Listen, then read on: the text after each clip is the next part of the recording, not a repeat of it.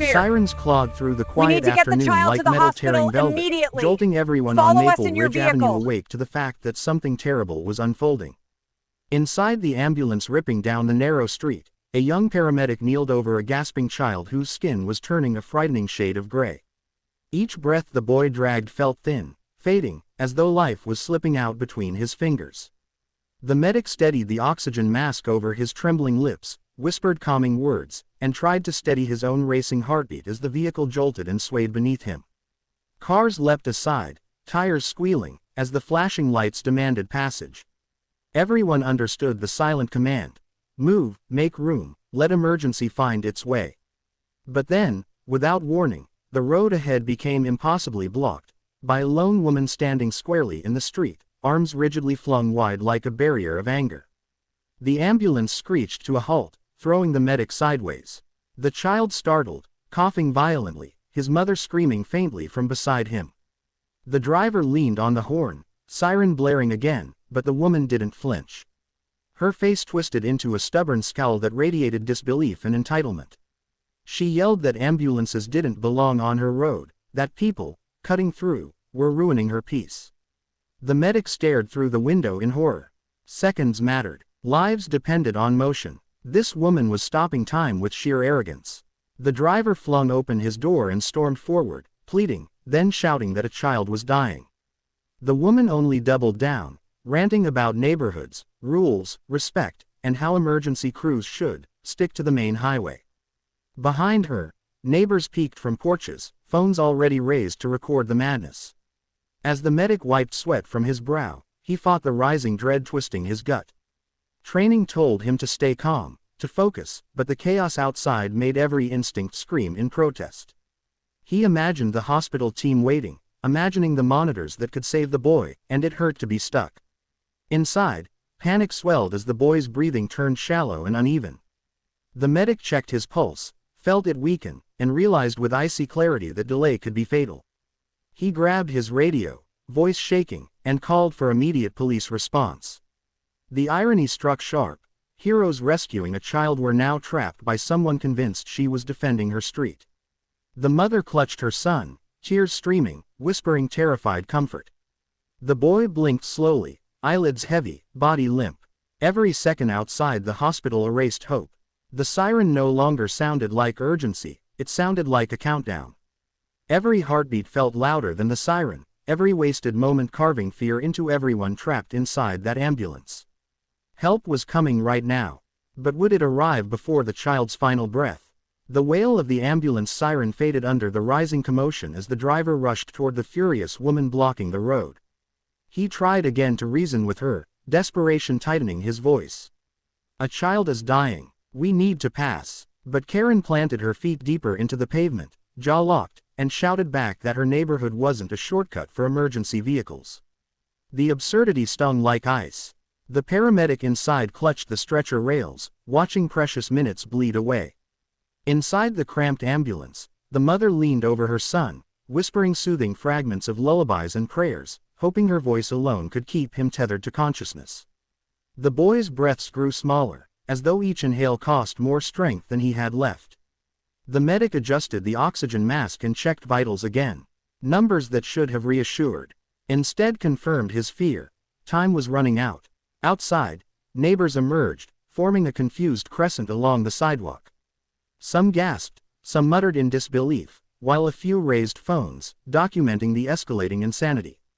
One man yelled at the woman to let the ambulance through.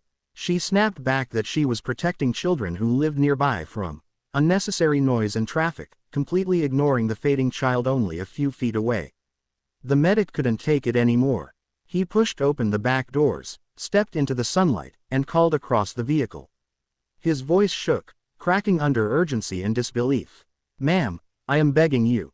This boy needs immediate hospital care. Every minute we wait lowers his chance." But Karen pointed to a faded sign warning commuters against cut-through traffic, and insisted she was within her rights. From far down the street came the whine of police sirens approaching, growing louder as they drew closer. Relief flickered through the medic, but it came tangled with dread. The police shouldn't have been needed. None of this should have been happening. Inside, the boy's eyelids fluttered, his breathing slowing dangerously. The mother shouted for help, her voice ripping through the chaos. The medic sprinted back to him, adjusting gear, increasing airflow, praying it would be enough to hold the line. The street felt suspended between disaster and rescue. A few neighbors stepped forward, no longer content to spectate. One woman pleaded with Karen, reminding her she might need help too. Another shouted humanity mattered more than frustration. Even cars on the curb leaned forward, waiting for the spell to break, urging the universe to move this barrier aside and let compassion win now. The police cruiser screeched to a halt beside the ambulance, lights casting frantic flashes across Karen's furious expression. Officer Ramirez, a veteran cop with calm eyes and steady shoulders, stepped out, surveying the scene that shouldn't have existed, a medical emergency frozen by stubborn defiance. His mind worked fast. Sirens, a stalled ambulance, neighbors gathering, a pale child fighting for breath, and a woman in the middle of it all, unmoving like a brick wall built out of ego. "Ma'am, step aside," he commanded firmly, no hesitation in his voice. Karen jabbed a finger toward him, her voice shrill, laced with righteous indignation. "No," she yelled. "They use this street all the time. We're sick of it. I'm making a point." Her words felt unreal, like something overheard in a fever dream. She didn't see the problem. No, she was the problem. Ramirez blinked once, swallowing disbelief. "This is a lawful emergency response," he repeated, with the cool patience earned from years on duty. "Someone's life is at risk. Move now." Karen crossed her arms in response, her stance tightening like a courtroom verdict. "I don't care. This is harassment. My street isn't your racetrack." Behind him, the medic leaned out of the ambulance and shouted, "The child is crashing." The boy's mother wailed, her voice raw from panic and pleading. Meters away, time seemed to twist into something cruel and uncooperative. The officer signaled his partner, a younger cop named Daniels who had just arrived. They exchanged looks, not confusion, but grim understanding. "Protocol, safety, escalation." Ramirez tried once more. "Ma'am, failure to comply with emergency personnel is a criminal offense. Step aside or face arrest." His voice was louder now, cutting clearer than the ambulance siren. Karen stomped closer, inches from his uniform. "Arrest me then. You don't scare me. I pay taxes." The street sucked in a breath. The crowd murmured. A few gasped. The medic, inside, knelt again, checking vitals. The boy's pulse fluttered like a fading signal. His skin slick with sweat, lips tinging blue. The mother clutched his small hand tightly, tears dripping onto the stretcher. Every loud word outside echoed like a tolling bell. Ramirez exhaled slowly, decision made. He gave a short command. Daniels, and the younger officer stepped forward, hand ready, stance deliberate. The onlookers leaned in, hearts pounding, fully aware that the scene was seconds away from snapping. And yet, even with flashing lights, armed authority, and a dying child only meters away, Karen still refused to budge. Officer Ramirez nodded once, a silent order that shifted the scene from persuasion to action. Officer Daniels stepped forward, calm but decisive, hand outstretched. "Ma'am, you are obstructing emergency services. You need to move, now." For one final heartbeat, Karen stood still as stone, chin lifted like she believed the world would bow first. Then she shoved his hand away. Gasps rippled through the gathered neighbors, shock, disbelief, anger.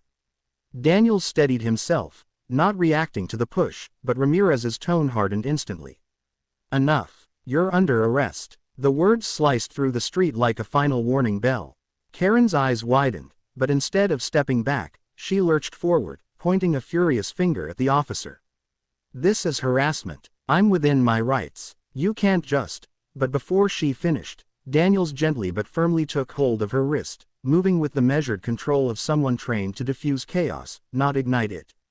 Karen twisted, kicking at the pavement, screaming accusations at the top of her lungs. The block erupted into a swirl of raised voices and recording phones.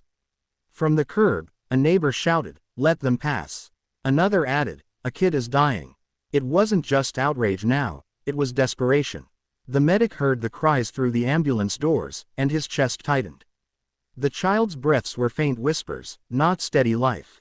He reached for the defibrillator pads, not to shock, but to prepare, because the numbers on the monitor were sliding into territory no first responder ever wants to see outside a hospital. Ramirez kept his focus, stepping behind Karen as Daniel secured her other wrist. She continued flailing as if the fight itself mattered more than the situation unfolding feet away. The officers guided her toward the cruiser, her voice growing shriller, drowning out the siren that had once screamed for help. Inside the ambulance, the mother sobbed uncontrollably, begging her son to stay awake. "Open your eyes. Baby, please, open your eyes." His eyelids fluttered weakly, once, twice, then closed again. The medic checked the pulse, felt it thready and fragile. They'd passed the point of waiting. The hospital wasn't minutes away anymore, it was survival against math. Finally, as Karen was pressed into the patrol car, Ramirez's voice rang out across the street, firm and absolute, "Clear the way." And the crowd responded as one, stepping back, waving arms, clearing cars, opening the street like a chute for salvation. The engine roared back to life. But questions haunted every breath inside that ambulance. Had the delay cost too much? And could they still outrun the loss ahead? The ambulance lurched forward, tires squealing as the driver slammed the accelerator.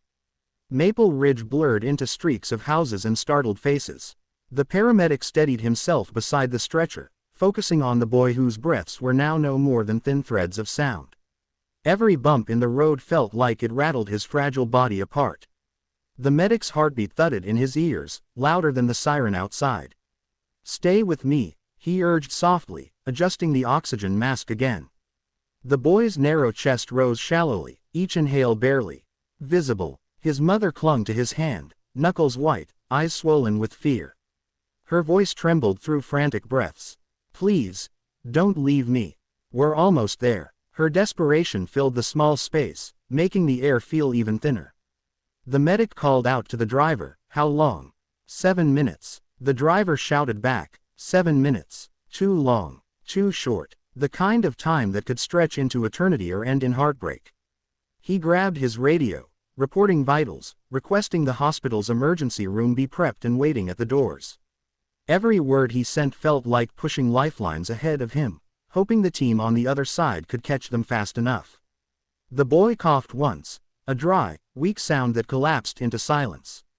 The monitor beeped slower. The medic's stomach clenched. He began compressions with gentle precision to assist the child's fading heart, hand movements steady but fueled by dread. The ambulance whipped around corners, siren blaring louder as if it understood urgency better than anyone on the street. Outside, the police cruiser followed close behind, Officer Ramirez glancing through his windshield, jaw tight. His mind stuck on what-if spirals. What if they were seconds too late? What if a careless choice became a tragedy no one could take back? And what if this boy didn't make it because of needless stubbornness? Inside, the medic worked with clinical focus that barely masked emotion. He spoke to the child between breaths and assessments, as if words alone could tether him to consciousness. "You're strong. You're brave. You're going to make it." The mother kissed her son's forehead, tears leaving trails on his pale skin. "We're almost there," she whispered again, as though repeating it could bend fate in their favor. Then, in the distance, the glowing red emergency sign appeared like a lighthouse. The medic felt a surge of hope. If they could just reach those doors in time, maybe this story wouldn't end in devastation. But 7 minutes was still ticking down, and the boy's heartbeat was growing quieter by the second. The ambulance screeched into the hospital bay, skidding slightly as the driver fought to shave off every unnecessary second. Before the wheels completely stopped, the rear doors were flung open. A waiting trauma team surged forward, moving with practiced urgency, clipboards ready, gloves on, eyes already scanning the child. The medic jumped out, barking vital numbers like coded prayers. The stretcher glided toward the emergency entrance, wheels rattling aggressively across the cracked pavement. The mother ran alongside, breathless sobs breaking into gasps as she tried to keep pace. "Please save him," she begged every face she passed, as if one of them might hold the answer. Nurses squeezed her hand, guiding her gently back as they whisked her son into the brightly lit hallways beyond the sliding doors. Inside, the room buzzed with layered voices, orders, confirmations, monitors coming alive, machines chiming onto standby. A pediatric doctor with calm eyes leaned over the child, assessing, probing, directing staff with sharp, clipped instructions. Oxygen was increased. IV lines snapped into place. Medications began flowing through small veins that looked impossibly delicate. The medic who had ridden with the boy paused at the doorway, sweat sticking to his temples, heart still pounding. His job was technically done, but his soul wasn't ready to let go. He watched as the child lay motionless beneath a constellation of wires and soft blue lights. The beeping monitor showed an unstable rhythm, a waveform that dipped and flickered. Too close to collapse. Outside the room, the mother sobbed anew, collapsing into a chair. A nurse knelt in front of her and spoke, with quiet empathy, explaining what was happening in the simplest terms she could manage, that he was critical but not lost. Not yet. The woman clung to the words, holding them like lifelines she didn't know how to grip. Minutes passed, or maybe centuries. The medic finally exhaled, stepping backward to give the doctor space. As he retreated into the hallway, he caught a reflection of his own trembling hands in a window pane. He had held lives before. He had watched them slip sometimes, too. But never had he felt time stolen so violently by something so senseless. In the waiting area, Officer Ramirez arrived, nodding gratefully toward the medic. They shared a wordless understanding. They had pushed as hard as they could. Now the fight belonged to the hospital staff. Ramirez checked on the mother briefly, offering a small reassurance he hoped didn't ring hollow. Inside the emergency room, monitors beeped steadily, still fragile, but steady. A flicker of hope cut through the fear. But everyone knew, the boy wasn't safe yet. Back outside the hospital, the flashing ambulance lights dimmed into silence. What should have been a routine emergency run had twisted into a nightmare nobody on Maple Ridge Avenue would forget. Officer Ramirez stood outside the doors, watching the mother through the glass. She was hunched forward, praying quietly, hands clasped so tightly her knuckles turned white. Every few seconds she glanced toward the trauma room doors, as if willing her child to come walking back through. But the hospital was only half of the story now. Karen, handcuffed and furious, sat in the back of the patrol cruiser parked out front. Her shouts had shrunk from explosive rage to exhausted muttering, but shock had begun to seep into her stubborn expression. She replayed the scene in her head, the sirens, the pleas, the officers, trying, perhaps, to convince herself she had not crossed a line. Yet the cold metal around her wrists was a quiet, undeniable reminder that she had pushed past legal boundaries. Officer Daniels stood guard, leaning against the car, keeping silent watch. The crowd that had followed from the neighborhood now began to gather again.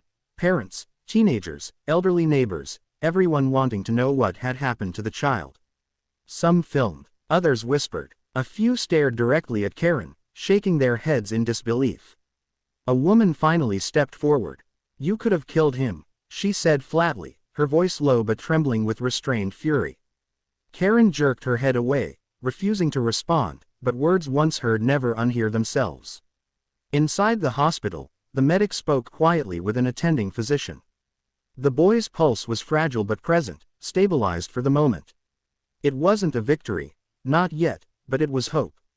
The medic allowed himself one deep breath, as if his lungs were relearning how to expand. Ramirez got the update a minute later. He walked outside and leaned toward Daniels, voice low enough not to echo. "He's still with us." Daniels let out a breath that seemed to drop a weight off both shoulders. A couple nearby overheard and immediately told others. Hope traveled through the waiting crowd like a gust of wind. Karen stiffened when Ramirez approached her side of the cruiser. "He's alive," he said evenly, giving only the necessary fact. For a split second, barely noticeable, something flickered in her eyes. Relief, guilt, recognition of consequence. Whatever it was, it vanished behind defensive rage the next moment. "I didn't do anything wrong," she snapped, voice breaking more than she likely intended. Ramirez didn't bother arguing. Some truths only sink in over time, and jail cells have long nights. The ambulance crew began restocking equipment, quietly, preparing for the next call. No time to rest, no time to process. Emergencies don't pause just because people make terrible choices. And inside, a small boy still balanced between danger and survival. An hour crawled by in the dim hospital waiting area. The walls hummed with quiet urgency, doctors passing, shoes squeaking on polished floors, the distant thump of machinery. But for Officer Ramirez, the world had narrowed into three separate centers: the child fighting for his life, the terrified mother clinging to hope, and Karen, now silent, sitting behind the partition glass of the police cruiser, handcuffs still fixed, her earlier bravado evaporating like steam. At last, a doctor stepped out of the emergency room. The mother bolted upright, almost stumbling in her haste. "Is he okay?" she gasped. The doctor, calm but serious, delivered the news in careful phrases. The boy was stable enough to be moved to intensive care. The delay had caused complications, precious oxygen lost, stress on organs, but he was responding. Not out of danger, yet no longer on the brink. The mother collapsed into the doctor's arms in relief, sobbing with gratitude. For the first time since the ambulance was stopped, smiles rippled across exhausted faces. The medic closed his eyes and exhaled, letting the tension that had pinned his chest unwind at last. But another storm was gathering outside. Officer Ramirez approached Karen's cruiser door and opened it, guiding her gently but firmly to stand. A hush fell over the onlookers. Karen wiped sweat from her brow, blinking at the sudden brightness of hospital floodlights. She tried to start in on another rant. "You can't pin this on me," but her voice sounded weaker, fractured by fear and something she wouldn't name: responsibility. Ramirez read her rights as Officer Daniels prepared the paperwork. The words obstruction of emergency services, interference with medical personnel, and reckless endangerment hung in the air like thick, visible smoke. For the first time since the ordeal began, Karen seemed to truly listen, not just to the officers, but to her own thoughts. Her face tightened, not with anger, but dawning realization that she had almost cost a child his life. A neighbor stepped forward again, shaking with disbelief. "We all knew you caused trouble," she said, voice low, "but we never thought it would go this far." Others murmured in agreement. Karen avoided their eyes, her shoulders collapsing inward. Body camera footage, witness statements, and videos recorded by multiple phones would travel fast, through precincts, through courtrooms, and eventually through headlines. Ramirez knew this incident wasn't going to end at the station. Back inside, the medic walked by the lobby window, catching the scene as officers led Karen to the second cruiser for transport to booking. He didn't cheer, didn't glare, he simply watched, exhausted, hoping she finally understood why laws existed: to protect lives, not pride. The mother, unaware of any of it, sat at her son's bedside, whispering thank yous into the dark. The night wasn't over, and neither was the story. Morning sunlight filtered through the hospital blinds, casting soft stripes across the ICU room where the small boy finally rested. Machines hummed a steadier rhythm now, monitors blinking with reassuring clarity. His mother sat beside him, fingers lightly wrapped around his hand, as if afraid to let go even for a heartbeat. Exhaustion showed in every line of her face, but underneath it was something brighter, relief strong enough to lift the weight of the last terrifying hours. The medic stopped by one last time before ending his shift. He smiled faintly when he saw the boy blinking drowsily, eyes sluggish but alive. "You scared us," he said softly, adjusting the blanket. The mother stood and hugged him tightly, tears welling again. "Thank you," she whispered, voice breaking. If you hadn't fought for him, she couldn't finish the sentence. She didn't need to. Downstairs, Officer Ramirez filled out his final incident report, replaying every second. The call, the street blockade, the arrest. No academy training ever prepared you for the moment when someone's life hung in silence because of a stranger's stubbornness. Officer Daniels signed his portion too, jaw set but eyes tired. They both knew the story would follow them, in the department, in the news, perhaps even in court testimony. But they also knew they'd done their jobs, and saved a life. Karen, meanwhile, sat alone in a holding cell, her earlier fury drained into a hollow silence. The echo of metal doors closing behind her still rang loud in her ears. With no one left to shout at, her mind replayed the scene she tried so hard to justify: the ambulance lights reflecting in her eyes, the mother's screams, the medic pleading, the boy gasping for air. In the stillness, the weight of it settled, cold, immovable. Word spread quickly through Maple Ridge. Neighbors gathered in driveways, sharing what they'd witnessed. Some shook their heads in disbelief. Others confessed they'd ignored Karen's tantrums for too long, brushing them off as harmless. But now they understood how dangerous self-righteousness could become. Parents pulled children closer, reminding them of a simple truth: stepping aside sometimes saves a life. The hospital later contacted Ramirez. The boy had stabilized further, showing clear improvement. The officer allowed himself a rare, unguarded smile.